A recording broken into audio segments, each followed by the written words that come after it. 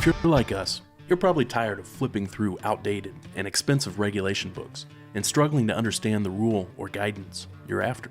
eRigs is the first web and mobile app version of the Federal Motor Carrier Safety Regulations, helping fleets of all types and sizes better access and understand their regulatory obligations. eRigs is always up to date and allows fleet safety professionals to not only read the rules, but also dig into FMCSA guidance and learn more about complex regulatory topics from industry experts. Highlight, bookmark, and take detailed notes right from the app and access them on any of your devices. And easily share a digital version of the regulations with your drivers so that they too can better understand the rules. eRigs was developed by safety professionals for safety professionals. Try it out for free at erigs.app.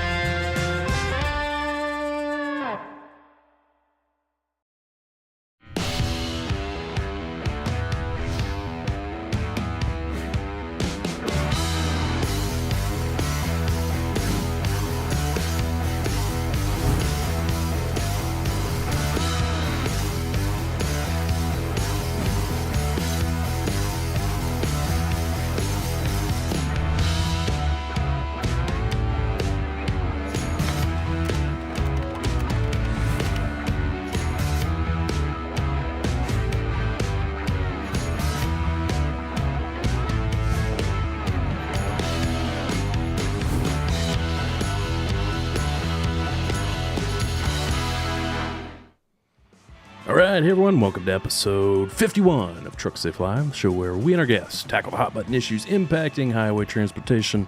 I'm Brandon, Trucksafe and Childress Law, both of which are dedicated to helping motor carriers develop and maintain cutting-edge safety programs. Welcome everybody. Brian, Tyler, what's up? How you doing, Brandon? Good to see you. Good Tyler? to see you. Tyler? How are you guys doing? Doing okay? Looking Ready for forward the to fourth? A long week. Yeah, going to be a long weekend. Looking forward to that. Tyler, you said you just spent a bunch of money on some fireworks? Oh yeah. Yeah, gotta do the fireworks show. All right. Nothing more American than buying a bunch of Chinese fireworks, right? You're going to be exercising extreme caution, I assume. Oh yeah, safety.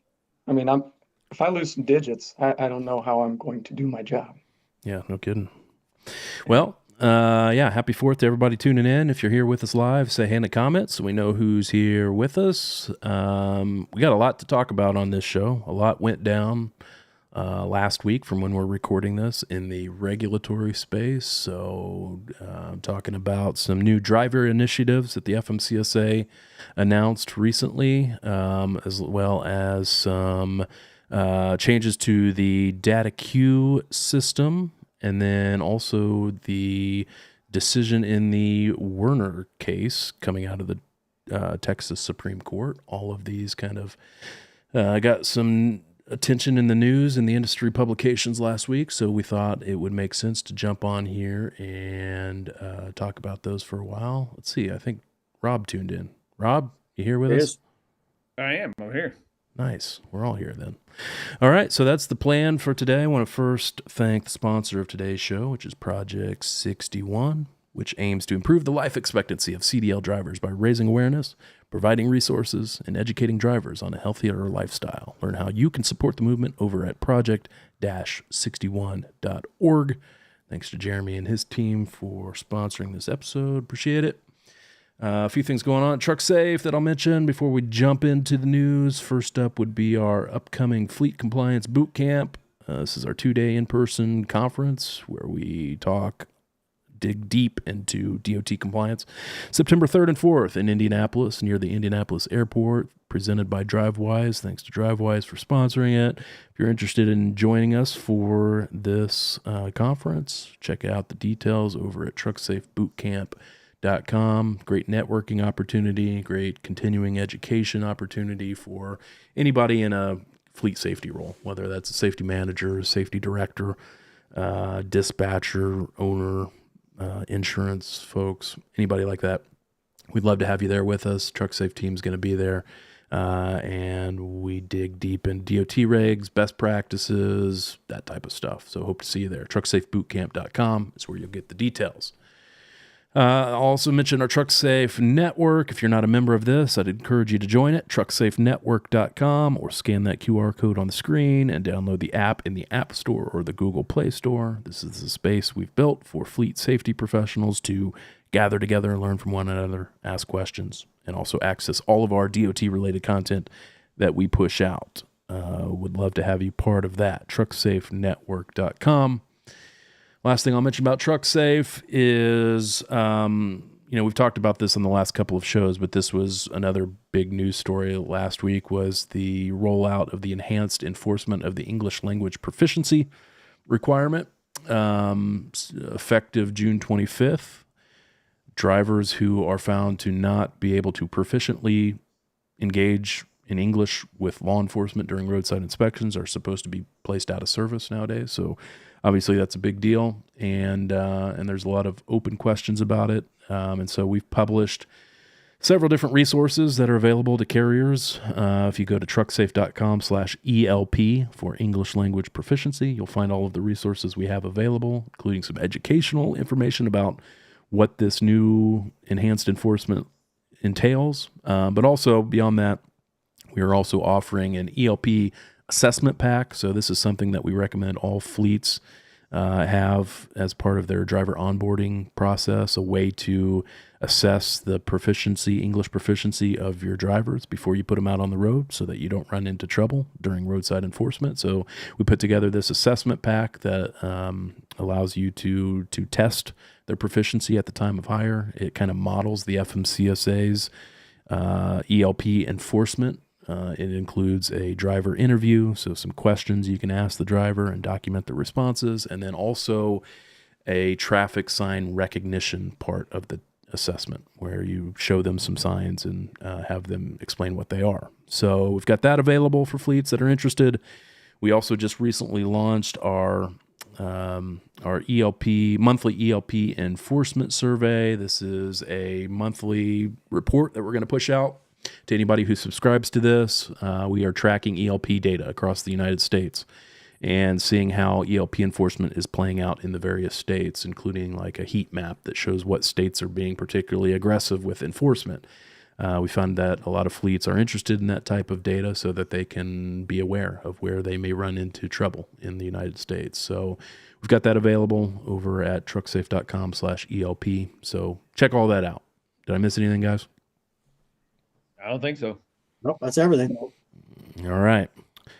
Well, we'll just jump right in then to today's topic. As I said at the start, a lot of new things coming down from a regulatory perspective last week, and then also from a kind of legal perspective. And so that's kind of where I want to start. I know Tyler's got to leave a little early today, but I thought we would start with this story. If you haven't heard about this, then you're not tuned into the news, because this has been the talk of the town lately. So Texas Supreme Court overturns nuclear verdict against Werner. I'm just going to read some of this article here. The Supreme Court of Texas on Friday, June 27th, reversed a lower court's $90 million verdict against Werner Enterprises and a driver in a case over a fatal 2014 crash. And so this was a case that had been going on, making its way through the Texas court system since 2014. And I'm going to turn it over to Tyler to kind of give us a sense of what the case involved, where it originally landed, and what this new Texas Supreme Court overturning of the lower courts could mean for others in the industry. Tyler? Yeah, so like you said, I think if anybody hasn't been tracking this to at least some degree, they've been living under a rock. Obviously, this came about through a highway accident where an F-350 during icy conditions in Texas lost control, went across the median, and ran into a Werner truck. And the Werner truck was below the speed limit at the time. However, there was some opinion that the truck was going faster than it should have for the icy conditions. At any rate, jury trial, jury awarded, that was $90 million. I believe, with interest and everything, was well over $100 million, and awarded, the plaintiffs. And it's tragic. these highway, that's why I could never be a defense attorney, reading about these people whose lives are just destroyed. It's incredibly sad when this happens. But looking at this from our perspective, as an industry, is that, hey, just because we were involved or just because the truck was involved in the accident doesn't mean they proximately caused the accident. And again, so from the jury, this was appealed by Werner to a Texas appellate court. The Texas appellate court, there was a split. I think it was a 5-4 decision. And again, upholding the jury decision. And then Werner, appealed to the Texas Supreme Court. And that's, really been the news is, hey, the Texas Supreme Court was saying, hey, we're looking at proximate cause. And in non-legalese, it's really, hey, we're trying to assess whether or not, the defendant actually was the cause of the accident, was the cause of the injury, right? Could have reasonably foreseen that consequence of their actions. Yeah, and being on the road, of course, they've got a duty to everybody else in the motoring public to be safe, right? And these are some icy conditions, and that's tough. But really, it wasn't the Werner driver that lost control. It wasn't the Werner driver that was speeding. They were on the road in their own lane. Werner's driver was, and this vehicle again lost control and hit the Werner truck. And it's a great decision for the industry to have some common sense of, again, just because the truck was involved in the accident doesn't mean it should be responsible for these, especially huge amount of damages. And I get it, you put, a quadriplegic little kid and a dead 7-year-old and some of those things, like, man, that's hard to, as a jury, that's what they're doing. And that's why things like bifurcation of jury trials and things like that, I think, are really important from a tort reform standpoint. And if you're not aware of this and you're listening, so in terms of tort reform, bifurcation of jury trials means we have a liability portion of the trial. And all right, so like, let's say here, hey, we're going to determine whether or not, the trucking company is, if they cause the accident, if they have liability. And then only then, if there is liability, then we go to a damage portion to the trial to determine, what damages are appropriate. And that's kind of the problem with these accidents is that, man, yeah, there's a lot of emotions, right? Yeah. And tugging on people's heartstrings, and it's going to make the jury feel like, gosh, we should give them something, right? Yeah, we because should give them something. absent that bifurcation of the trial, the risk you run, and you still run in a lot of states that haven't taken this action of bifurcating the trial, is that the plaintiff's attorney is allowed to put on their full case, including their case to try and assess damages and put that on even during the liability phase. And what we see happen under this reptile theory of litigation is that ends up with the plaintiff's attorney putting out all of this evidence about the trucking company's, safety record, their CSA scores, their policies and procedures. All of those things are not relevant to the damage, or shouldn't be relevant to the damages for the accident at hand. And yet they are shown to the jury, and as you say, Tyler, that starts to inflame the jury. They start to see this company as a bad actor because they have bad CSA scores. Maybe not. I'm not saying that's the case for Werner or anything like that, but that's typically what you see. And so then they get mad at the company itself for all of this stuff that has nothing to do with the accident at hand, and then, having seen all of that evidence, then they end up assessing these multi-million-dollar jury verdicts just to punish that company for doing the stuff that had nothing to do with the accident. And that's not how lawsuits are supposed to work. The lawsuits are supposed to be about the controversy between the parties at hand. And so by bifurcating those issues, you take away the concern of the jury hearing all of that evidence about the carrier's history and stuff like that during the liability phase of the trial, and then the jury is just tasked with whose fault was this. Yeah, and I think more than anything in terms of tort reform, that if more states can pass that, and it's fair, right? Hey, are you liable? Were you liable for this? If it's a thumbs down, you didn't cause the accident, then we're not even going to talk about damages, right? Yeah. Because you weren't responsible for whatever damages were caused. I mean, it's definitely a huge decision for the industry. Now I think a lot of other, this decision can't be used in other states necessarily as binding precedent in other cases, but I'm certain that, defense attorneys throughout the nation are going to try and use this same approach and cite this case as kind of a common sense. Hey, if we're looking at proximate cause, this is how we should look at it. If it would have stopped at the appellate court level, am I remembering right that the original trial and the appellate court are both in the same venue? And that venue is very ugly to trucking companies. I think it was Harris County, was it? I believe it was Harris County, and I believe that's one of the judicial hellholes. Yeah. So, I mean, it's just a good thing that the Supreme Court isn't based out of there, or who knows if it would have ended up the same way. Yeah, and there's a number of jurisdictions in the U.S. that are like that, including St. Louis, which again, that's where the Wabash, huge, judgment. More recently, also, there's these places where it's like, yeah, if you've got an injured plaintiff in one of these counties, it's going to be a tough sledding.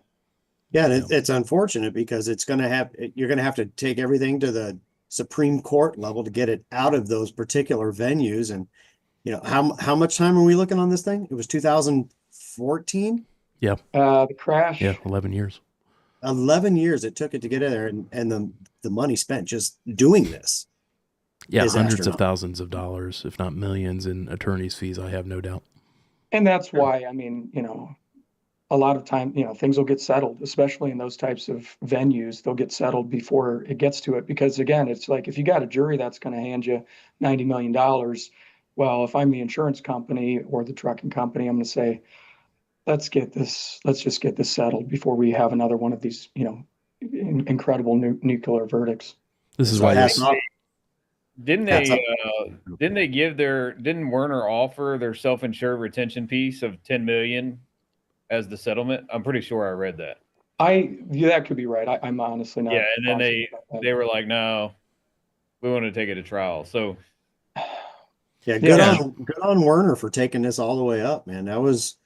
They spent a lot of money, but they did the right thing, and it's going to be a positive for the industry as a whole. So, and they had good facts, right? Good facts make for better cases. Again, they had to take it to the top, but where it's really plausible here. Hey, the driver didn't do anything under the speed limit. Maybe a little too fast based on someone's opinion that you should have been going a little bit slower in icy conditions, but he wasn't the one that lost control. He wasn't the one that was out of his lane. If I remember correctly, I think the hook here that convinced the trial court or the jury and then convinced the appellate court was, if I remember this correctly, I may not, but something about this was a driver trainee that had a trainer sleep in the sleeper berth, and something about Werner's internal company policies would have prohibited this driver from driving in those conditions unobserved by the trainer. And so I think the argument was, hey, this was a violation of the company's own policies, and had they just been complying with the policies, then this driver wouldn't have been in that place at that time. And that was the hook on which the liability and the damages were premised. And, so that's still a cautionary tale.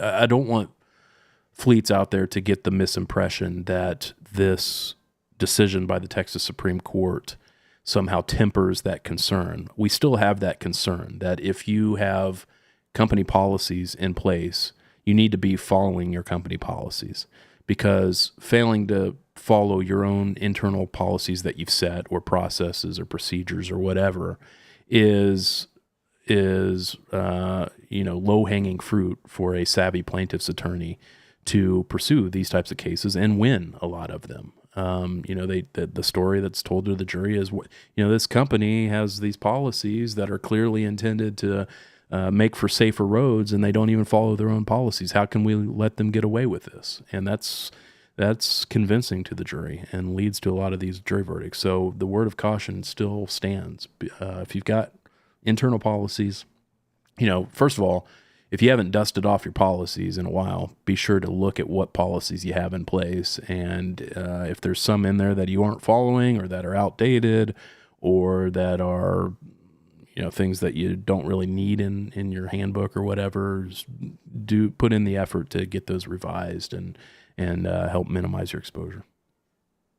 Yeah, and Brandon, so that piece of it, led to the jury had awarded, or I think on liability assigned, it was something like 70% of liability on Werner. To Werner. Yeah. Again, it was due to its policy, not the driver. It was Werner due to its policies. It's liability of the trucking company based on their policies and who they were putting in the truck. So yeah, 100% agree on that. Yeah. What do you got in speaking of policies? I know we do a lot of policy reviews, and just, Rob and Brian, turn it over to you guys. What are you seeing? What's the current state of fleet safety policies? What was your current recommendation with how to handle these now, obviously this is not legal advice, and you should, look at it on an individual level, but do you have any general advice for how to handle fleet safety policies nowadays in light of these types of cases? Articulate it well and be consistent.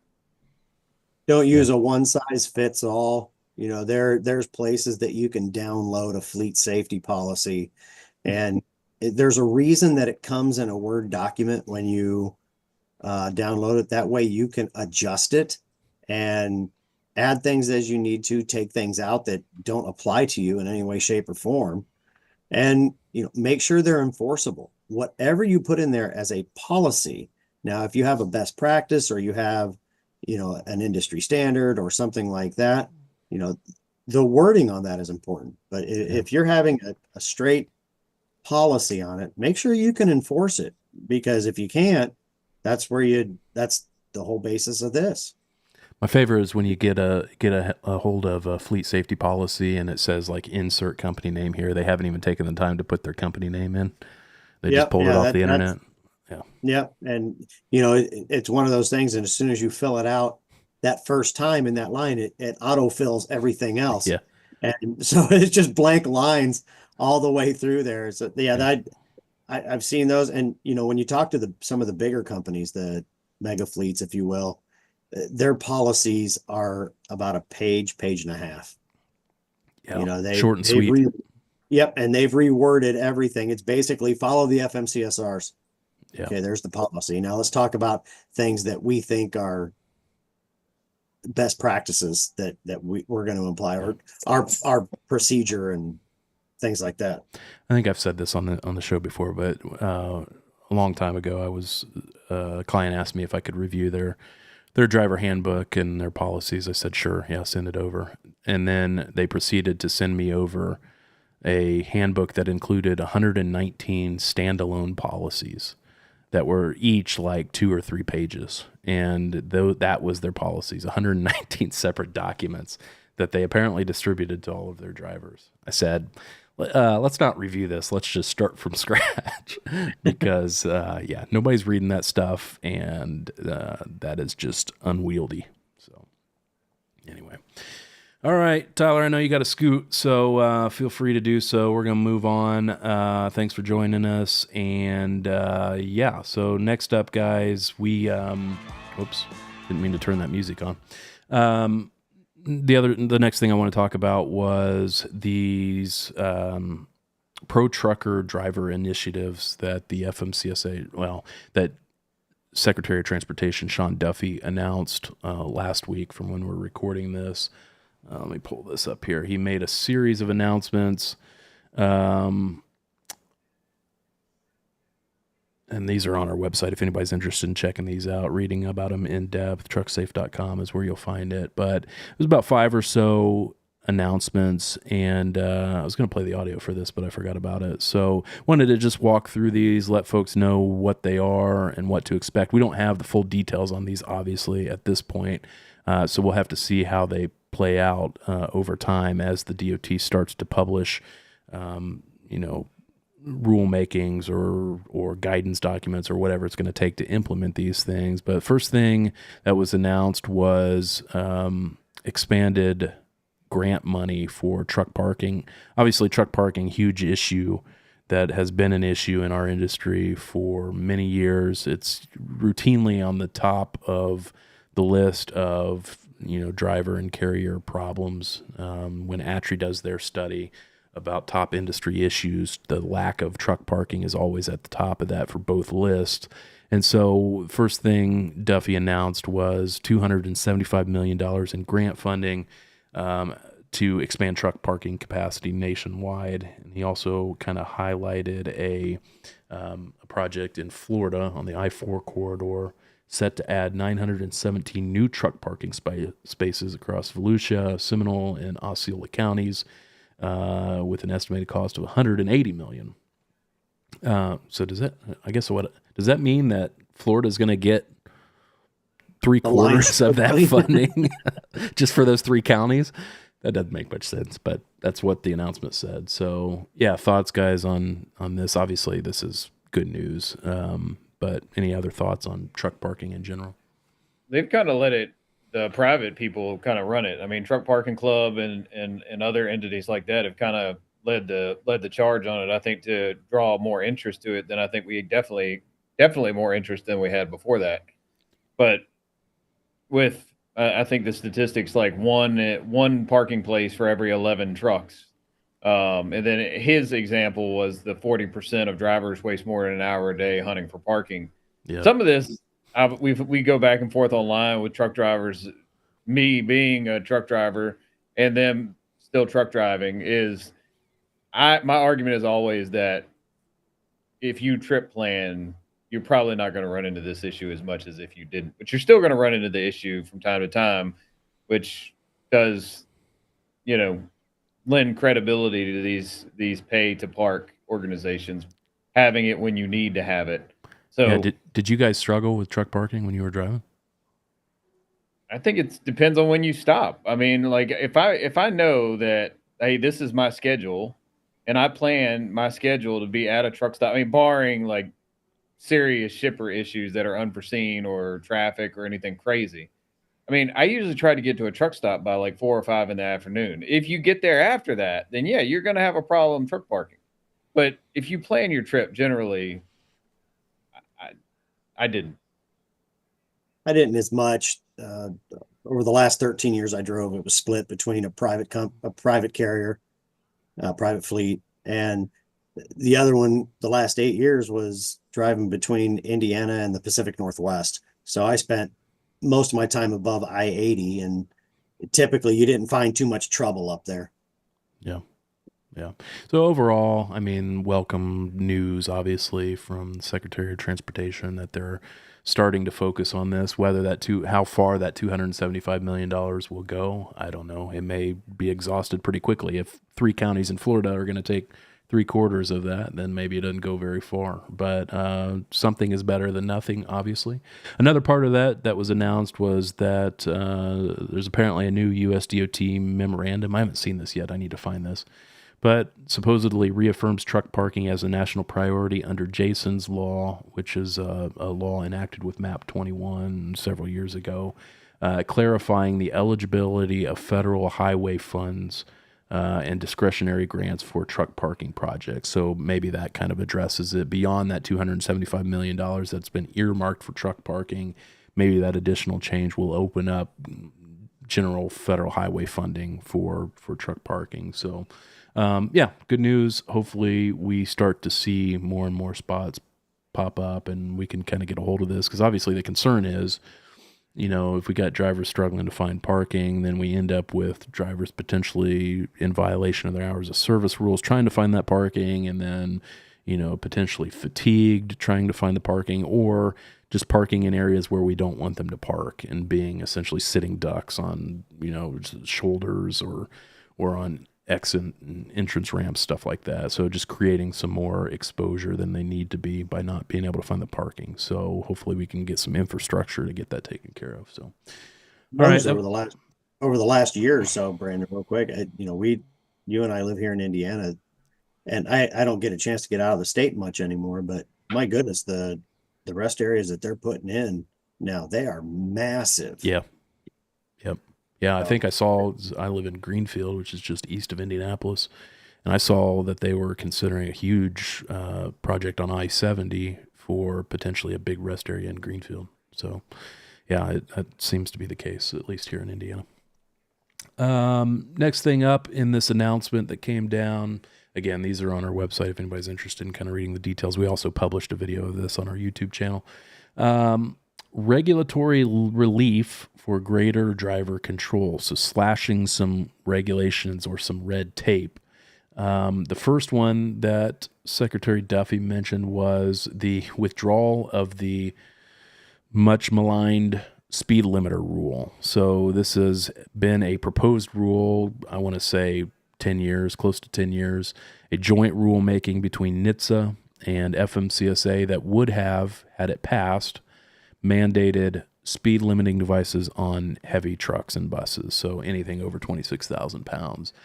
Now, granted, a lot of fleets, particularly the larger ones, are doing this voluntarily. They are already using the speed limiting devices or technology that's installed in the trucks that they purchase, but this is not a current regulatory requirement that heavy trucks be equipped with this. And that had been in a proposal stage that be mandated across the board for about 10 years. And the docket for that, for the public docket for that rulemaking, had thousands of comments submitted, most of which were negative. A lot of groups not in favor of the speed limiting rule, but other groups in favor of it. So kind of mixed reaction, but seemingly more heavy on the negative side. So according to Secretary Duffy, they are scrapping that altogether, and they will not move forward with that. So thoughts on that, guys? We can stop talking about it. Yay. Yeah. Yeah. That's the big thing. I don't know if it was ever going to get enough traction to actually do anything. So it's good that it's finally done. It's over with, and let's just move on. For this administration, at least. Right. There's a lot of argument back and forth. I mean, obviously, a lot of crashes have some piece of it that's contributed to speed. But I would say just from driving trucks, and I'm sure Brian would agree that there's times where maybe you're going from Denver to Durango, Colorado, and you're going through Grand Junction or some other area, right? Like that's heavily mountainous, like steep grades, etc., where you might have to overtake other vehicles or whatever the case is. And when you get limited on speed, you can't always do that. You can't always do what you need to do. So it's kind of goes back to that other automatic braking system deal where you lose control of the truck or some element of control of the truck. So you don't have as much, you don't have the ability to control it the way you want to control it. Yeah. There's no question that speeding is still a huge problem. I mean, it's routinely the number one violation discovered or listed on roadside inspection reports. But as you guys already pointed out, speed limiters wouldn't necessarily fix that because sometimes the speeding is still speeding even though they are within the speed limiting device's capabilities. Just depends on what area of the roadway they're operating in, construction zones, stuff like that.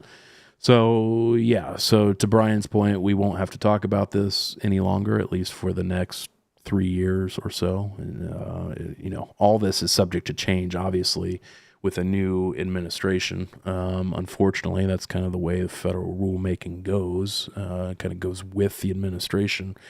But so that's the current status. We're not going to be pursuing a speed limiting mandate here in the near future. Another regulation slashing initiative here, the FMCSA, they had announced this a while back, but he included this in his announcement last week.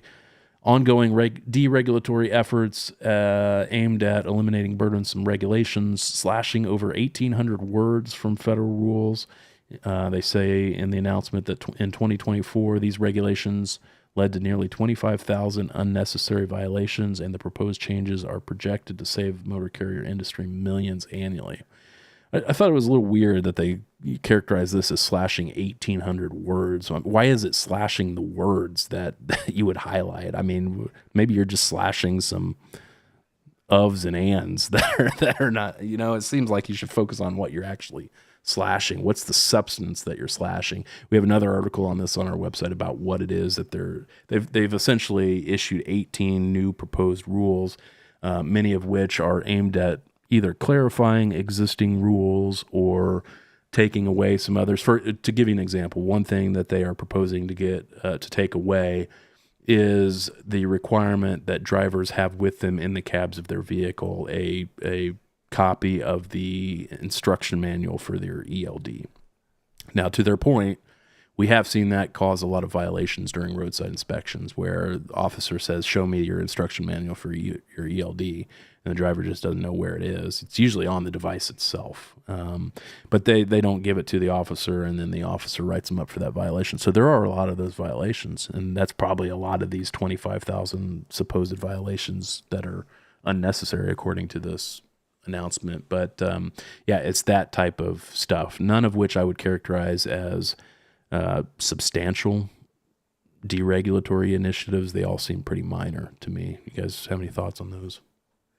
Yeah, I was thinking the same thing. It's not like we're getting rid of the ELD, right? I mean, Right. this is it's a lot of petty stuff. I mean, it sounds big, and maybe that's why they drove home 1,800 words. But Yeah, let's Yeah, there focus wasn't on the word count instead of the substance of what. Yeah, what because it is we're ELD changing. is one word, electronic logging device is 3. Yeah. I'm just looking here at our article to see what else was included in these 18. Some changes to what constitutes a DOT recordable accident. They had already done this through guidance, but now they're talking about implementing it into the regulation itself, where, one of the categories of a DOT recordable accident, an accident that has to appear on your accident register, are accidents involving bodily injury to any person that requires immediate medical attention away from the scene. For a while there, that you had to treat an accident as DOT recordable if a person was transported to a hospital, even if they didn't receive any treatment at the hospital, even if they just went there to get like an x-ray or for observation or stuff like that. But then they changed that in guidance that said if they are only transported away for observation or x-rays and they don't receive treatment, then that's not DOT recordable. So this change is that they're kind of going to incorporate that into the regulations itself rather than in the guidance. So I wouldn't consider that a substantial change. Yeah. However, yeah. How do you get that information?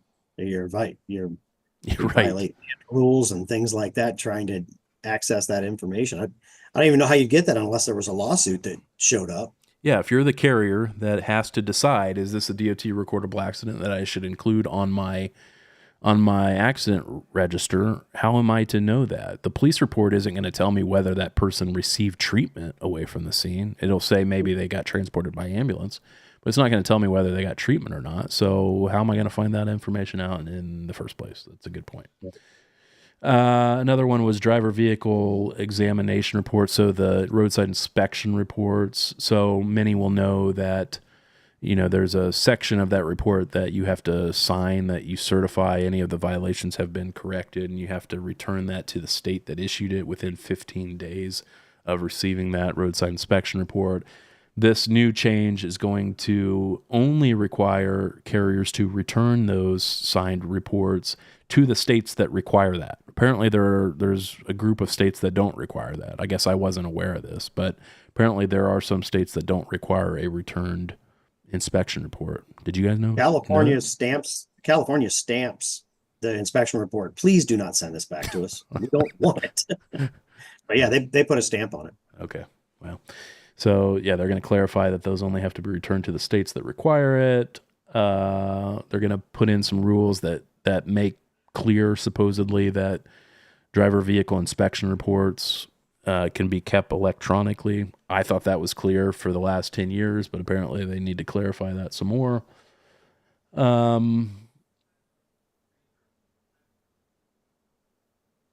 These other things aren't even really worth mentioning here.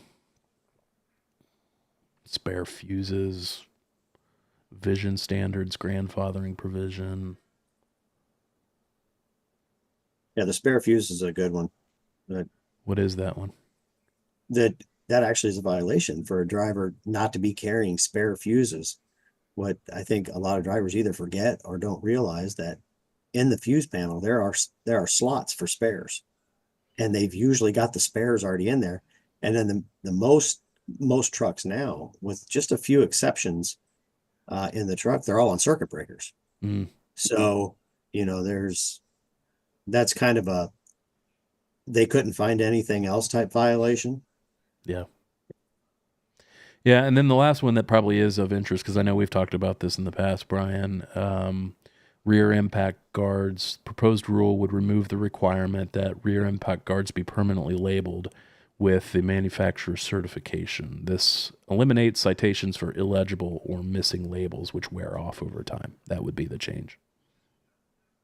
Yeah, and since those were vehicle specific, if you had one that fell off or was worn away, you had to get with the manufacturer to get another one. So, Yeah, that was a and then pain. just trying to get drivers to check that, because that's not part of a normal pre-trip. At least for most drivers, they don't even know that plate exists. Yeah. Yeah, so point is, all of those are kind of in a proposal stage. Again, there were like 18 proposals, all of them of that variety, pretty minor deals. But again, if you're interested in what those are, head over to trucksafe.com. You'll find our article on it. Another thing Duffy announced last week, the ELD exemption for pre-2000 model year trucks is here to stay. Apparently there was some concern or some talk in the industry about the FMCSA considering doing away with that exemption. I think they actually published a notice. It was like an advance notice of proposed rulemaking. We reported on it probably 3 years ago or so, where the agency was starting to ask questions about whether they needed to make any changes to their ELD rules. And one of the questions they asked for public input was about the pre-2000 model year exemption. And I think that got people thinking or worried that they were going to do away with that particular exemption. So Secretary Duffy here is announcing that, at least for this administration again, that pre-2000 model year truck ELD exemption is here to stay. So you don't have to worry if you are driving a truck with an engine that has a model year of 1999 or older. So there you go. There's a good market for those trucks. I mean, there's even Facebook pages dedicated to those trucks and the sale of those trucks. So there's a lot of people that pay good money for it. So it would be a shame to drop $150,000 or $200,000 on a glider kit, and then it makes no difference. So, yeah, those are the biggest advocates for that exemption staying, are the folks that are making bank off of those older trucks. Yeah, I mean, there's some that are insane. I mean, there's some old school cab overs out there that are going for like $50,000. It's insane amounts of money for these old school trucks. Yeah. And then the last regulatory relief that they are mentioning here is combating unlawful double brokering. So this is a whole other topic that we've had other shows on. I'm not going to spend a lot of time on it, but a lot of fraud in the industry, a lot of problems with double brokering. You'll hear that term thrown around a lot. In most cases, it doesn't mean what you think it means.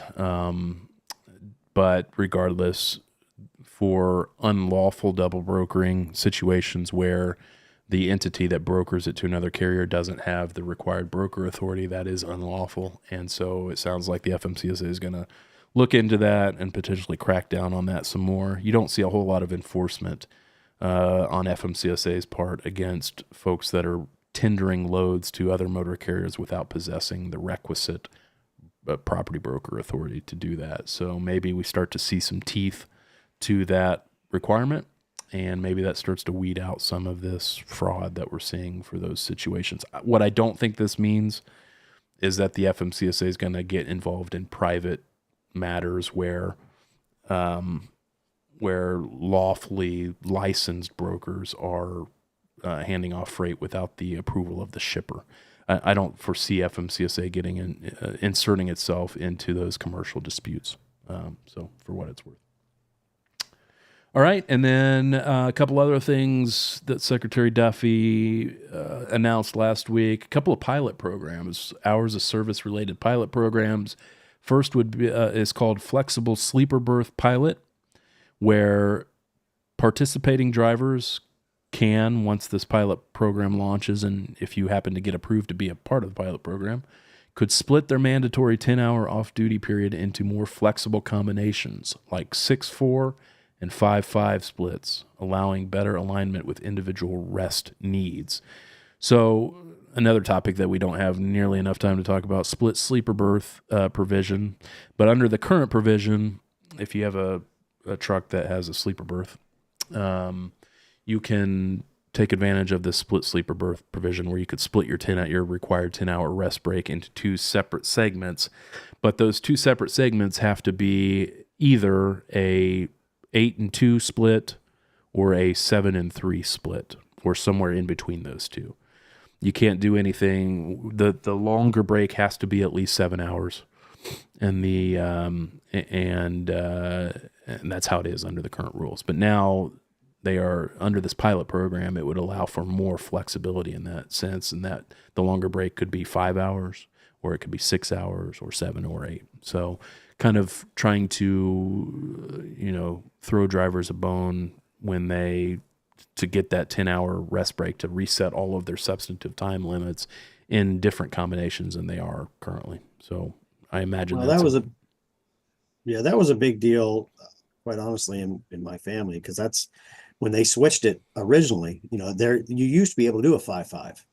Yeah. And that's how my parents ran team. But when they switched it and you had to do these longer ones, it was too hard on my mom to run those longer hours. So that I think that's beneficial to be able to split it, because once again, especially for a solo driver that hauls refrigerated freight, going to grocery warehouses at oddball hours, they could keep you anywhere between 5 and 8 hours easy, but it never seems to be enough. Yeah. Or, keep you 5 or 6 hours, but it's never long enough to actually get either a split break, longer break. Yeah. So at least this way, that would get those guys rolling again. That's huge. Yeah, I think the rationale that drove the move away from those different splits was some studies that showed that it's the consecutive rest that seems to be more beneficial than splitting up a consecutive rest into smaller chunks. So they wanted to see a longer consecutive amount of time resting. But I think they're starting to come off that, obviously, now that they're going to open this up to a pilot program. And just so everybody knows how these pilot programs work. So a pilot program, when the FMCSA stands up a pilot program, it's really just a kind of a short-term interim deal with limited participation. Folks will have to be approved to participate. They'll probably cut it off at a certain number of participants. And they use these as studies to see, hey, is this going to negatively impact safety if we roll this out more broadly to everybody? And bugs flying around me. And if it turns out that the study yields some results that don't look great, then they'll just scrap the program.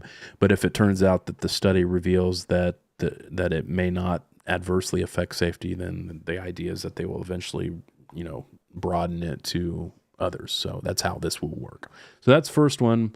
The second one is called a split duty periods pilot, and this would permit drivers to pause their 14-hour on-duty period for between 30 minutes up to 3 hours, providing opportunities to rest or handle delays without cutting into driving time. I think this one would be particularly useful. This is the one that a lot of folks have been clamoring for the reason you mentioned, Brian, for years, which is this systemic problem we have in the industry with shippers and receivers detaining drivers for long periods of time at the shippers or receivers facility. And as it stands now under the current rules, unless you're taking advantage of the split sleeper berth provision, that time that you're just waiting there to be loaded or unloaded is wasted time. It counts against your 14-hour clock. And so you don't get to extend your duty day by the time that you are detained. And so that ends up cutting in severely to that driver's work day and to really no benefit to anybody. And so this would address it by allowing, if I show up to a shipper's facility and I'm waiting to be loaded and they detain me for 2 hours, participants in this pilot program would be able to pause their 14-hour window by that amount of time, by those 2 hours. So they would get an extended duty window by the 2 hours. So I think that'll be useful. Thoughts on that? Can they only use that once in a day, or can that be used multiple times? That's a good question. I don't know how they'll end up with it. So, because they had originally toyed around with this type of thing back in 2019 when they published some changes to the hours of service rules. They had originally included a 14-hour pause in those 2019 rule changes, but that ultimately got scrapped. And I think back then, if I remember correctly, it had to be I think it had to be one per day. I don't think you could use it multiple times per day, but we'll just have to wait and see the conditions of this particular pilot program. Rob, any thoughts on that one?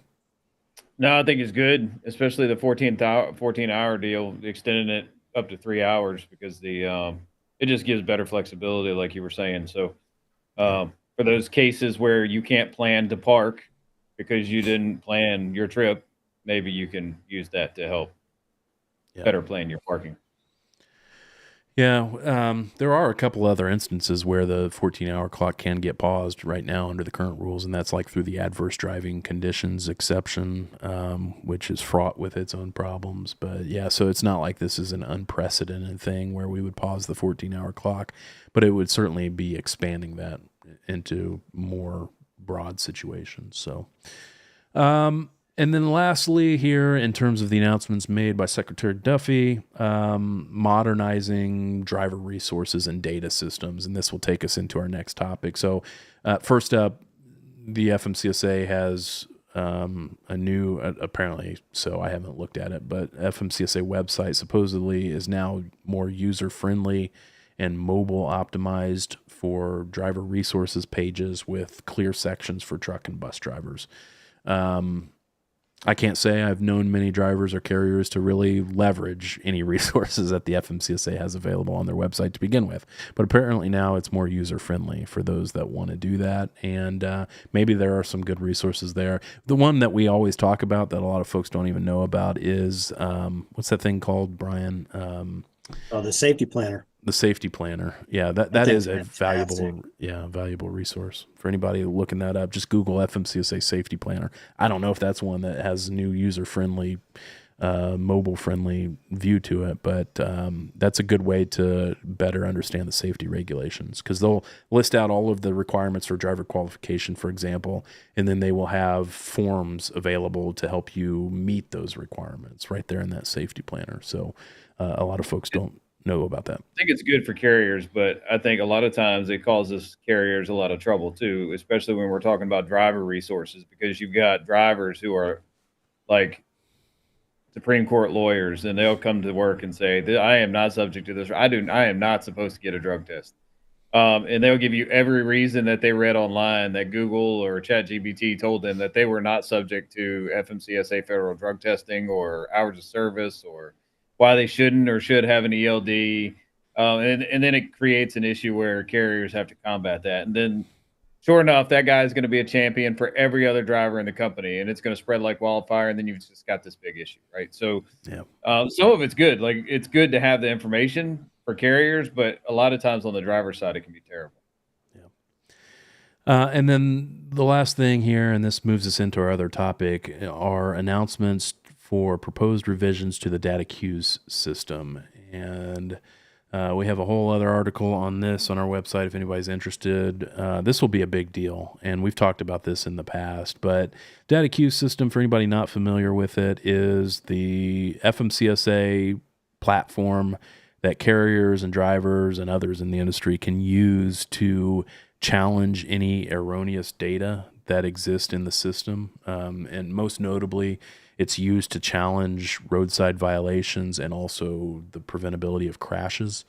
And so if I'm a carrier whose driver gets written up for a personal conveyance false log violation, and I have reason to dispute that, I think the officer got it wrong, I would use the DataQs system to go in there and challenge that violation. And if I prevail, then I can get that violation taken off my account, and then it doesn't weigh on my CSA scores and potentially escalate me for enforcement. Problem with the system that are well-publicized problems, there are many.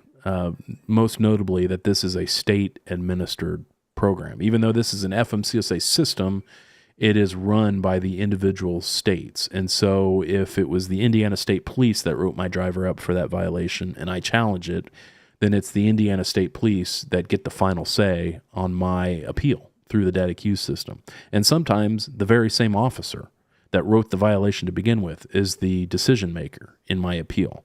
So the lack of due process is something that many, including us, have had a problem with over the years and have complained to the agency about. And so the agency announced, what did we decide, Brian, in 2023, some changes to this system. Back then they had proposed setting up kind of an appeals board, like a second level of appeal, where if you lose your initial challenge with the state, then this appeals board would be somewhere else you could take it, kind of like an appeals court. And it would be an independent appeals board that would review your challenge. And that's what they had proposed back in 2023. And they opened that up for public comment back then and received a lot of comments. And now they are revisiting the issue. They never moved forward with those changes, but now they are revisiting the issue based on the comments that they received and making some tweaks to it. There are quite a few tweaks that they are announcing, including the big idea is that trying to insert some impartiality into the system to address that concern with due process. So things like taking the officer who wrote up the violation to begin with, removing him as the sole decision maker in the process. So the states will still be able to consult that officer in reviewing the legitimacy of the violation, but he won't be able to be the sole decision maker.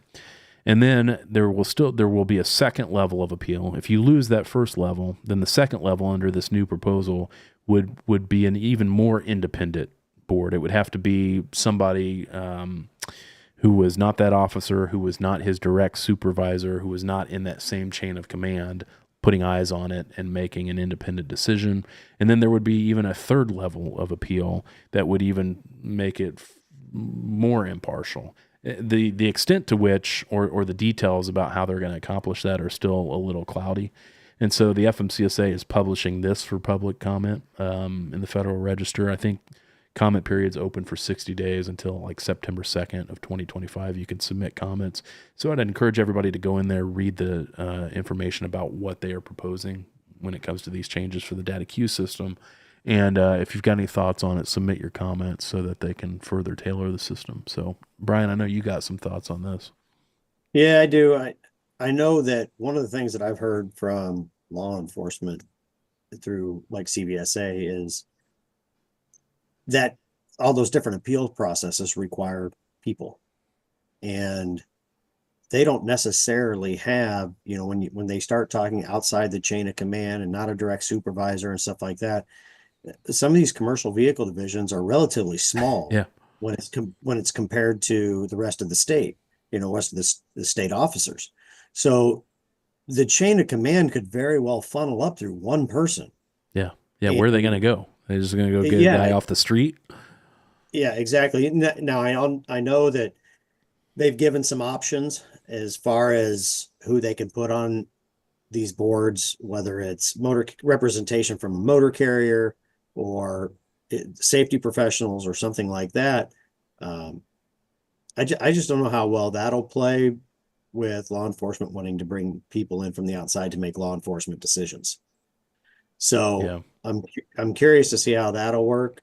But yeah, that's their biggest concern is, okay, who can we have do this? But I think one of the biggest things, because we see a lot of these at TVC, this is kind of what our main business model is helping carriers with these challenges, is I like the idea of when they say, no, we're not changing it, they have to give basically a detailed description on why. Yeah. Because a lot of times we get no correction made. Sorry. Yeah. Or not even sorry. We just get sorry. Yeah. No, we didn't change it. And at least with that detail, if we're going to submit a rebuttal, at least we'll maybe have an idea of what they're looking for. Yeah, exactly. So that's going to be a really big deal for us. Yeah, and the other thing is, if you read the proposal, you'll see that the FMCSA will be tying this into the MCSAP program, Motor Carrier Safety Assistance Program, the federal funding that FMCSA grants to the states to help them fund highway safety initiatives. But as part of that MCSAP program, there are conditions to receiving that funding, and so they will be tying the DataQs process deeper into that system, such that a state's federal funds will be put at risk if they don't administer the DataQs system in the way that the FMCSA is expecting them to. I think that's a good change. And then also, as I understand it, the states will have to develop a DataQs plan for how they're individually going to structure this, what their appeals boards are going to look like, who's going to be involved, how they're going to handle these things. And that has to be in a written plan that gets submitted to the FMCSA, and that will be published for everybody to see. That's the proposal. And then some other proposals like the timing of things, like there will be set deadlines at which the state has to respond to an initial request and then to any subsequent requests, things like that. So that will hopefully help prevent these things from, dragging on for months on end, which sometimes we encounter with DataQs appeals. So good. I think it was interesting. They also made a point of saying about the adjudicated citations that, states have to follow that program. I'm wondering if they've received some kickback that states are not following that part of the program. Yeah, that wouldn't be surprising to me. So yeah, I think the last thing you'd want to do on a challenge though is say, hey, remember your mix-up funding's at stake here. I don't think it would go well if you did that. Yeah, just a reminder. You may not get paid. Right. In case you didn't know. Yeah. Unfortunately, the person deciding your DataQs probably doesn't really care. They're just getting a paycheck. I'm just looking here at the LinkedIn comments. So Dan's asking, what do you guys know about the new medical card update? Yeah, that was another big news topic from last week. June 23rd was when the process by which CDL drivers get their med certs tied to their driving record changed pretty dramatically to a strictly electronic system. I'm already hearing lots of problems across the country. There are lots of medical examiners who apparently didn't get the news that this was changing, and so they are continuing to issue CDL drivers, physical med cards, and that process doesn't work anymore. There's nothing the driver can do with that physical med card. They can't take that to their state licensing agency and get it associated with their license. That information has to be electronically transmitted now by the medical examiner up to the National Registry and then down from the National Registry to the licensing agency. That is the only valid proof of that CDL driver's medical certification status nowadays. With the exception of the states that haven't pulled the trigger on these changes, there are, last I checked, 12 states that aren't ready for this change, even though they've had 10 years to prepare for it. And they're listed on the FMCSA's medical or National Registry website. If you've got drivers who are domiciled in those 12 states, then the process still works how it has worked with the physical med cards. But drivers in any other state, CDL drivers specifically, the only way that their new med certs get transmitted to their license are electronically directly from the medical examiner. That physical med card has no value anymore to them. And so, yeah, it's a big change. Got an article on that topic on our website, trucksafe.com, if you want to dig into the details and try and get it under control. So, I think makes it even more important for those carriers to run that MVR 2 weeks later. That is critical now. Yeah, they definitely need to be running MVRs. In fact, that's a requirement, and it has been for a while, but a lot of carriers don't know that. You have to run those MVRs, and that's your proof of those CDL drivers' medical certification. So anyway, be sure you're doing that. We are out of time. So thanks everybody for tuning in. Thanks Rob and Brian for joining me today. There's a lot to talk about. If anybody has any questions on these topics, feel free to shoot us a message over at trucksafe.com or social media, and we'll try and help you out. Stay tuned for future shows. Trucksafelive.com is where you can find the details about future shows. Also watch prior episodes or subscribe to the podcast wherever you get your podcasts. Thanks, everybody. We'll talk to you later.